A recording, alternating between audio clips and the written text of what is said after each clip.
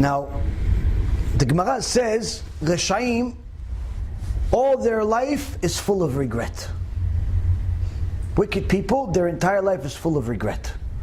Not their death. Their death isn't obvious. You don't need the Gemara to come tell you that the wicked regret how they lived. Obviously, they in Gehinnom. You don't need the Gemara to tell you that. Gemara doesn't waste its time telling you about things that you could figure out for yourself. The Gemara is specifically saying, Reshaim, wicked people, their life in this world is all full of regret.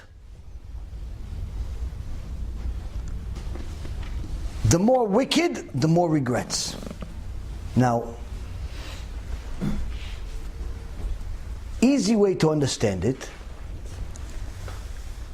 is that, number one, each one of us, no matter how righteous or how wicked, have a conscience.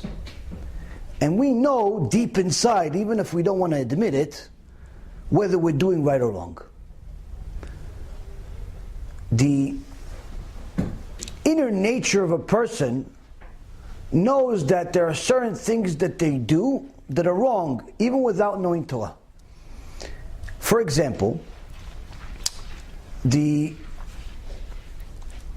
Chachamim debate about how come Hashem punished Er ve'Onan and the entire generation of Noach because of immorality, mainly wasting seed and homosexuality. How come we didn't have the Torah yet? We didn't have a written Torah at the time of Noach. We had an oral Torah, but we didn't have a written Torah. So there wasn't like a formal event publicizing to the world, you have to be moral people. You can't waste seed. Er ve'Onan. Your father's a king, Yehuda. Your grandfather's Godol. He's Yaakov. Great-grandfather is Yitzchak. Great-great-grandfather is Avraham. You guys are Kodesh Kodashim. You can't waste seed. Oh, you waste it, I'm going to kill you. This doesn't make any sense. Why did he kill them? 2 kids. They're 8 years old. From there we learned that wasting seed is a sin for anybody, no matter what the age.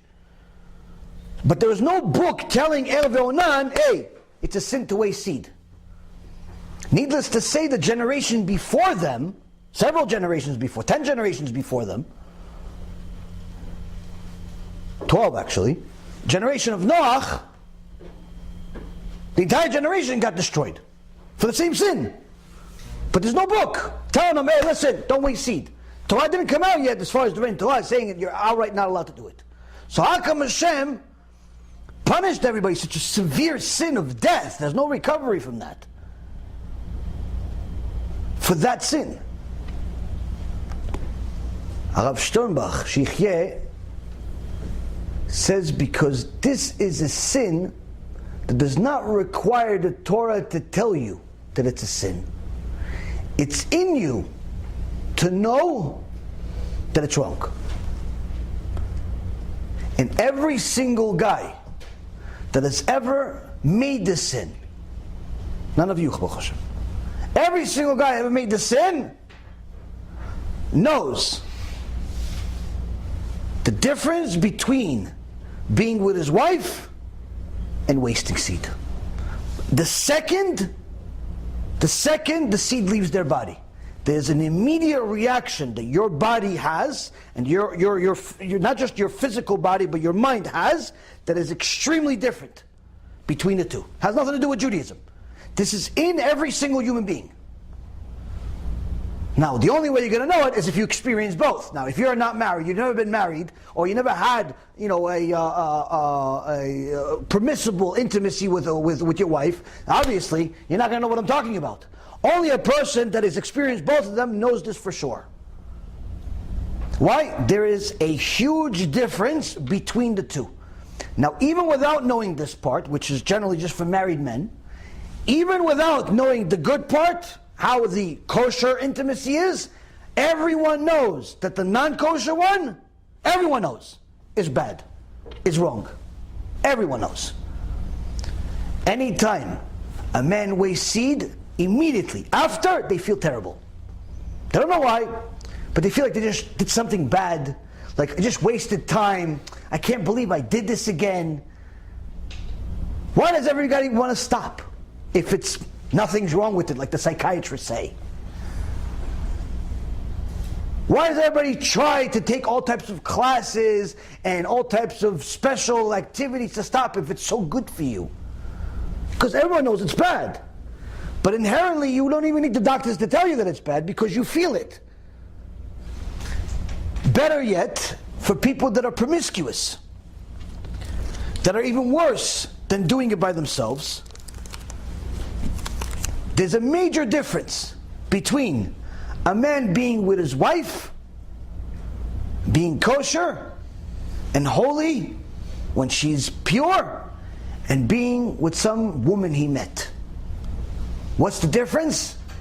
The second he's with his wife, he feels good, he loves her, everything is good. They're finished, they had their fun, they had their joy. B'ezrat Hashem, maybe a kid's going to come out of it, but even if there isn't, it's still a mitzvah, because there's a mitzvah of ona'ah. Baruch Hashem. Feels good. When he's with a woman he's not allowed to be in, even if it's his own wife. But generally speaking, hopefully it's not his wife. It's before he did TeShuva. Every single time, the second he completes the act, he hates her. He doesn't want to be there. How do we know? It's in the Torah. It's in the Torah. Now, no guy's going to admit this unless he's a very chauvinistic, horrific type of person. But generally, every guy feels it. The second he completes the act, he wants to leave. He doesn't want to be next to this person anymore. Yeah, but you were just together. You said you love you. Yeah, that was before. Right now, I want to get out of here. Every single guy. Why? It's in you. Your neshama is telling you, you just did something wrong. And you hate her for it. How do we know it's in the Torah? Where's it in the Torah? Book of Samuel 2.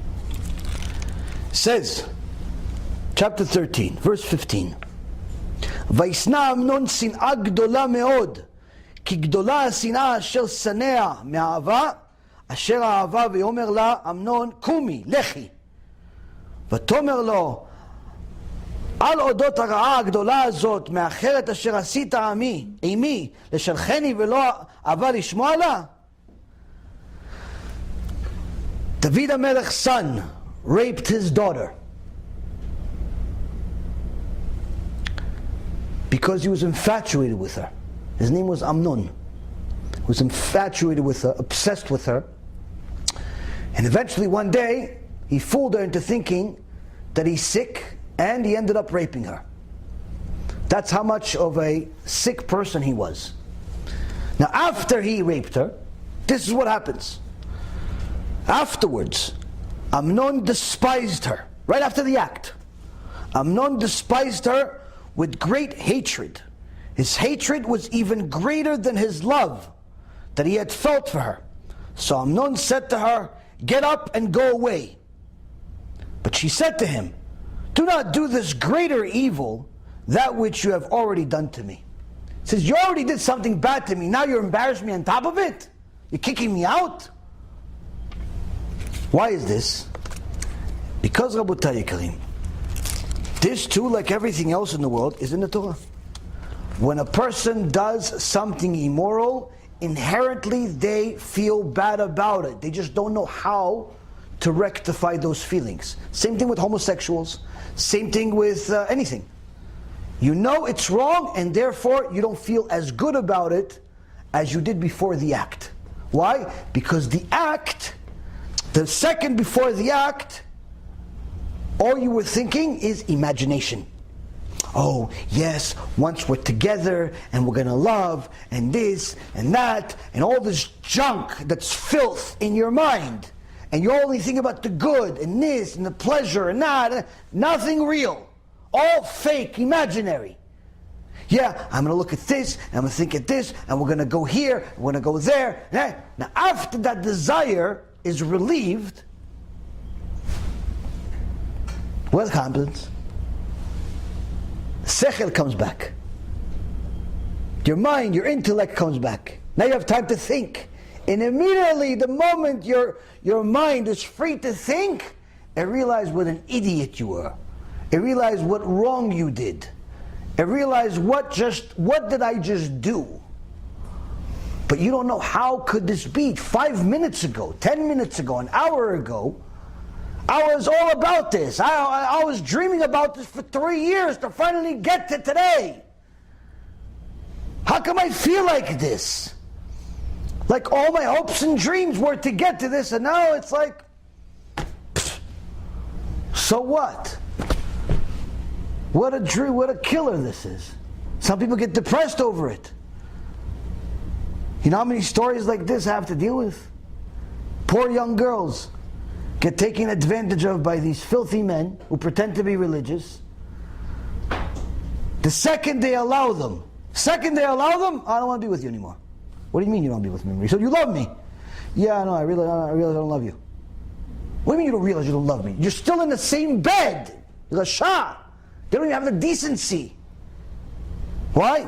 The neshama of both of them has no idea what just happened. It's not good. It's not good. So now, the not good is already in us. And therefore, Rav Sternbach says, Hashem punished the generation of the flood, and He punished Erev Ve'onan for doing those things because you do not need the Torah to tell you that it's wrong for you to know that it's wrong. You were expected to know. Because I created you that way. In the image of Hashem, He created us. What does it mean, image of Hashem? Knowing right and wrong. Knowing right and wrong. And the only reason why you allowed wrong to overcome is because you didn't allow yourself to think. You just used your imagination and you let your imagination take the lead. Now, Rabbi Ephraim says the difference between a tzaddik and a rasha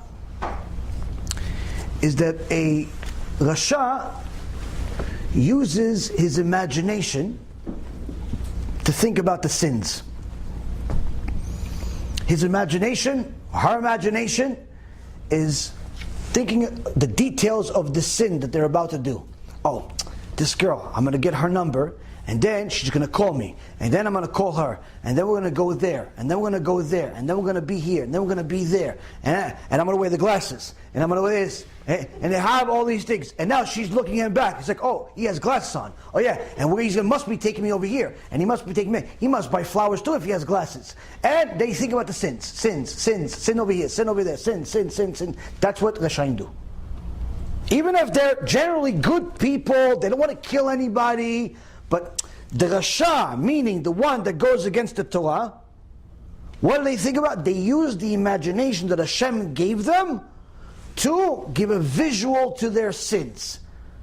I want to make money. Why? So I can buy stuff. What do you want to buy? I want to buy a house. Why? Because I want to get a car and to put in the house. Okay, why? Because I want to put a nice kitchen. Why? Because I saw it on TV. Why? Because I want to have a lot of girls go in that house with the kitchen and the TV. So it has nothing to do with the house.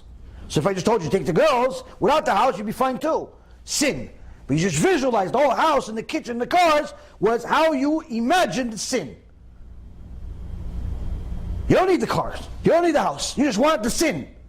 But you think that you need to paint it. That way. The Rasha uses their imagination to give a visual for their sin. Which is the reason why they're full of regrets. The sin never lives up to their imagination. He imagined that they're going to be going to these places and they're going to do this and do that, and generally speaking, your imagination, your reality are not the same. So their life is full of regrets. Aside from the fact that they're making mistakes, their inner conscious knows that they're making mistakes, their neshama is constantly suffering. The reason number two why they're constantly suffering, why they're constantly saying regrets, is because their imagination and their reality never meet. So there's constant disappointment. Yeah, you just made $1 million. Yeah, can't believe it. What do you mean? You made $1 million? Yeah, I thought it was going to be at least 5. Thought it was going to be at least 5. Can't believe it. Can't believe it. I know somebody like that. It's me. I made $1.6 million in one day. Somebody came into my office like, how come you're not like celebrating? I said, yeah, just another day. It's like, did you just make $1.5 million? I said $1.6 million. So aren't you happy? No, not really. Why not? It's like it's another day. Whatever. I didn't tell him the details. Why? I expected to make 16 million that day, not 1.6 million. In my reality, in my imagination, I just lost 90% of what I was supposed to make. For him it was a lot. For me it was peanuts. Why? Because my imagination took me somewhere else. I was sure I was going to make 16 million. When I made 1.6 million, for me it was a disappointment, not a celebration. In him, for his mind, wow, amazing. Why? Because he never had my imagination. Point being is, you're constantly in disappointment. Because your imagination, your reality, never the same. Now what about the tzaddikim? What about the people we're trying to become? What about the righteous? What do? Chaim says, while the Reshaim are so busy using their imagination to give picture, to give clarity to their sins, the tzaddikim use their imaginations to visualize the punishment they're going to get if they follow their desires. They use their imagination to give clarity of what Gehenom looks like. Give clarity of what punishment feels like. That's what they use their imagination for. Why? Because I know that this desire feels good at first. No denying that. Gemara Masechet Menachot, Rabban Gamliel says, don't ever say that pig is disgusting to eat, or that shatnez is not fun to wear. It's not true. Pig may be delicious, and shatnez may look good. Say I'm not eating pig, and I'm not wearing shatnez, not because it's not good, but because my Father in heaven said no. So I need to know that yes, I'm a realistic person. I know that the sin tastes good. I know that the sin feels good. But I also know that the punishment for that sin feels much worse than this feels good. How do I know? I visualize. What's the difference between the first chamber and the second chamber? What's the difference between the green fire and the other fire, the red fire? What's the difference between that chamber that we're not even sure if anyone comes out of, and versus the chamber that for sure no one comes out of?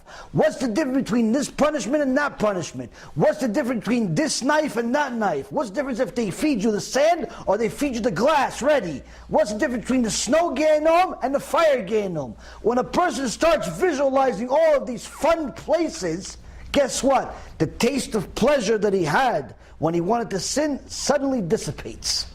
All of a sudden he doesn't want to go there anymore. All of a sudden he's going to just take the number and just throw it in the garbage. Not in service. Disconnect. Not interested. I'm married. What do you mean? You're single? Yeah, no, I got married to Hashem. Shtabach Shemo. Married. Dateless. Nothing. Why? The second I imagined the pain and agony that this pleasure will get, suddenly it's not worth it. That's the difference between tzaddik and rasha. They both have an imagination. They both have an imagination, and they both know that the sin does taste good. Can't deny that. You're not living in La La Land. But the difference is, while the tzaddik imagines the punishment that's going to happen as a result of that little bit of good taste, the rasha stays with the imagination, the superficial thought that just thinks about good all the time. Everything is great all the time. Everything is La La Land, even though reality isn't. No one wants to talk about addiction. Yeah, but everybody has somebody they know is an addict. No one wants to talk about secularism, but everybody knows somebody or somebodies that is addicted to that. No one wants to talk about intermarriage, but everybody knows somebody or somebody's that it's intermarried. No one wants to talk about, immorality. No one wants to talk about stealing. No one wants to talk about all the negative things, but in reality, we're all suffering from it. We're all suffering from it one way or the other. Someone stole from us, or we stole from somebody. someone beat us or we're beating them, someone hurt us and we're hurting them, this, that, constantly. But no one wants to talk about it. Why? Everybody wants to live in the imagination land where nothing bad can happen. And that's the difference between Rasha and Tzaddik. If we stay in an imagination land, doomed to be Rashaim.